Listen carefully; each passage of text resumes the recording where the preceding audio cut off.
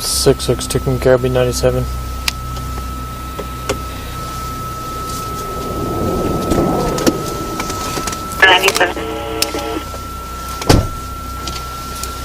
Hey, bud. Got a flat tire. You can help me? What are you needing? Just a tire. I need a ride to the store. You get me there. Okay, I can get you back to town real quick, but nobody's open tonight. Well, that's fine. I'll get to town. I just haven't come back to get the car. Okay, go ahead and go to the front of my car real quick. I'll meet you up there real quick. I'll get.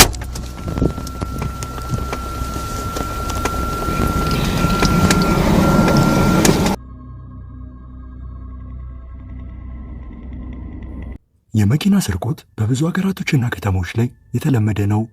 ነገር ግን ይህንን ታሪክ ስትሰሙት ታዝናላችሁም ትናደዳላችሁም።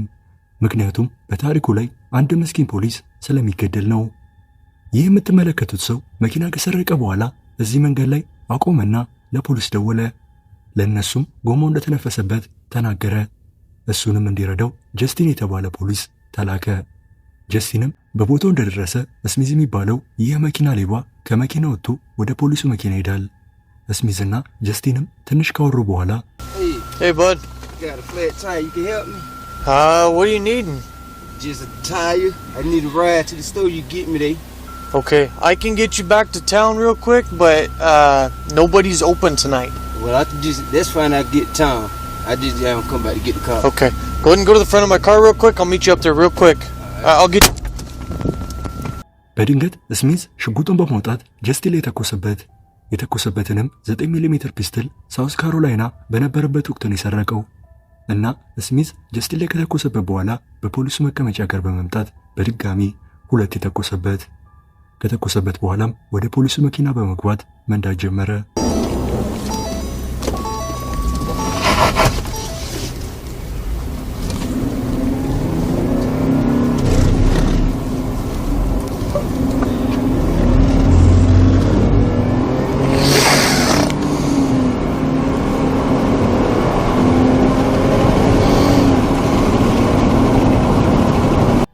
የሚገርመው ኦፊሰር ጀስቲን መኪና ውስጥ እያለ ነበረ መኪናውን የሚነዳው። እናም ትንሽ ከነዳ በኋላ መኪናውን ያቆመውና ጀስቲንን ከመኪናው ወጥቶ ከጣሉ በኋላ በድጋሚ ወደ መኪናው በመግባት ብዙ ከነዳ በኋላ ተጋጭቶ ሊያቆም ችሏል።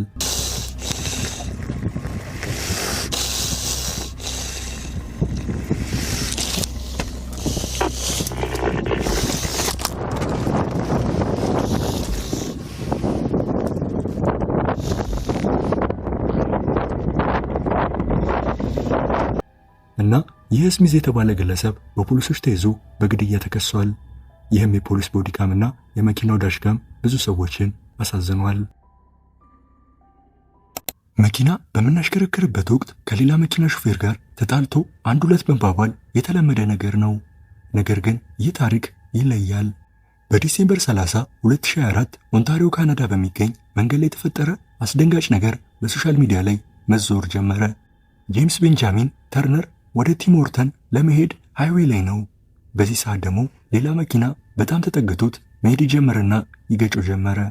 አነዳዳቸው ይህንን ይመስላል እና ከፊት ያለው መኪና የተርነር መኪና እየገፋ ወደ ድልድዩ ይወስዶ ጀመረ። ይህን ነገር በሚደረግበት ሰዓት ተርነር ከፖሊስ ጋር እየተነጋገረ ነው። ከፖሊስ ኦፕሬተሩ ጋርም ሲነጋገር አደጋ ላይ እንደሆነ ሲናገር ተሰምቷል። ያም መኪና የተርነር መኪና እየገፋ ወደ ድልድዩ መውሰዱን ቀጠለ። በመጨረሻም ተርነር መኪናውን ወደ ጎን አዞረው። I'm in danger right now. I'm in danger. On the bridge. On the bridge. On the bridge. On the bridge. On the bridge. On the bridge. He's running into me. On the bridge. Highway 11. Correct. Highway 11. I'm in danger. Are you injured at all? No, he's looking at me. He's yelling at me. He's looking at me. He ran into you? He ran into me. I'm in danger. I'm in danger. I'm headed towards the police station.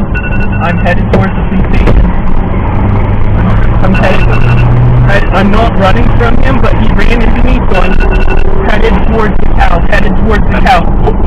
What color is the cow? White. I need a cop now. He ran into me. I'm headed towards the cow, towards the cops thingy. Highway 11 taking right towards the Smithsonian Mall. I have marked. I'm sorry, sir. I'm sorry. የሚከተለው መኪናም በቀላሉ አልጨረሰም ነበረ። እናም በድጋሚ ይከተለው ጀመረ። ተርነርም ለፖሊስ ኦፕሬተሩ ወደ ፖሊስ ጣቢያው እየመጣ እንደሆነ ነገረው። እንዲህ እንዳለም የሚከተለው መኪና በድጋሚ ከኋላው ገጨው።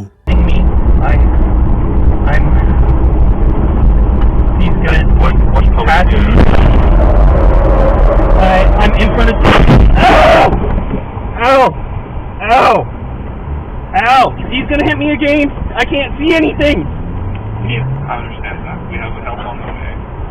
He hit me. He's driving away towards Walmart, I think. I'm hit in front of Timmy's. I'm hit in front of Timmy's. በድጋሚ በኃይል ከገጨው በኋላም መኪናው ሊያመልጥ ችሏል። ፖሊስም ሊያስቆሙት ሲሉ ሊያመልጣቸው ቢሞክርም በመጨረሻም ግን ተይዟል። በአንድ ኢንተርቪው ላይ ተርነር ሲናገር መኪናውን እንደዚህ ያደረገው የማይሆን አዟዟር ሲያዞር ረጅም መብራት ስላበራበት እንደሆነ ተናግሯል። ነገር ግን ጥላቸው በመብራት ብቻ አይመስልም።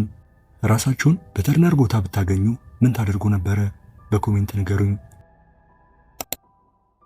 ጃኮብ ኩክል ፎቶግራፈር እና ቪዲዮግራፈር ሲሆን ዩኬ በሚገኘው ላይ እየተፈጠረ ያለውን የውሃ መሽከርከር ቀረጸ። ይህ ሰው በብዙዎች የሚታወቀው በድፍረቱና በችሎታው ነው። ይህ ሰው ትልልቅ ሪስኮችን እየወሰደ የተለያዩ በውሃ ውስጥ የሚፈጠሩ ልዩ ነገሮችን ይቀርጽ ነበረ። ይህ ነገር በተፈጠረ ጊዜም ቆሞ ከቀረጸ በኋላ የያዘውን ጎፕሮ አስተካክሎ ከያዘው በኋላ ወደ ውሃ ሽክርክሪት ሊገባ ተዘጋጀ።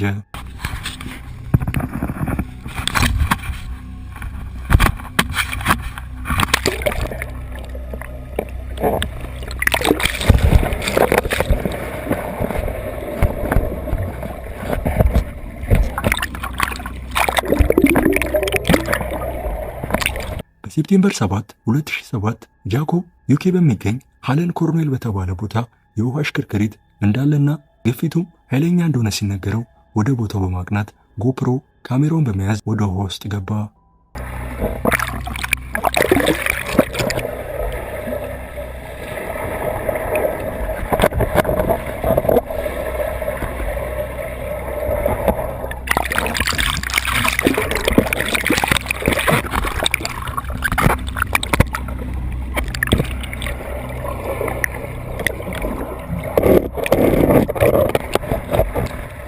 ጃኮብ ወደ ውሃ ውስጥ ከገባ በኋላም በድጋሚ አልወጣም ነበረ።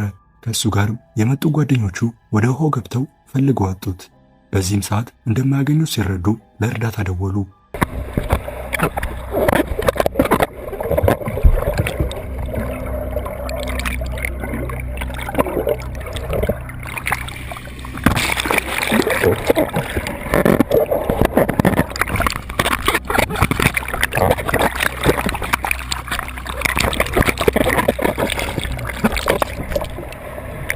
ድንገተኛ የነፍስ አድን ቡድኖች በቦታው ደርሰው ጃኮብን መፈለግ ጀመሩ። ከብዙ ፍለጎች በኋላም የጃኮብን ሬሳ አገኙት። ትክክለኛ የመሞቱ መንስኤ በጭራሽ አልታወቀም። ነገር ግን ብዙዎች ጃኮብ ሰምጦ የሞተው በውሃው ከፍተኛ የመጎተት አቅም እንደሆነ ተናግረዋል።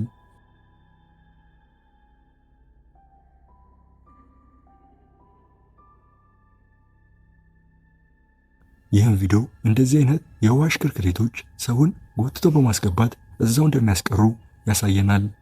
ቪዲዮም ብዙ ተመልካቾችን ያሳዘነ ሲሆን ጃኮብም መጨረሻውን እንደዚህ ቀረጸ።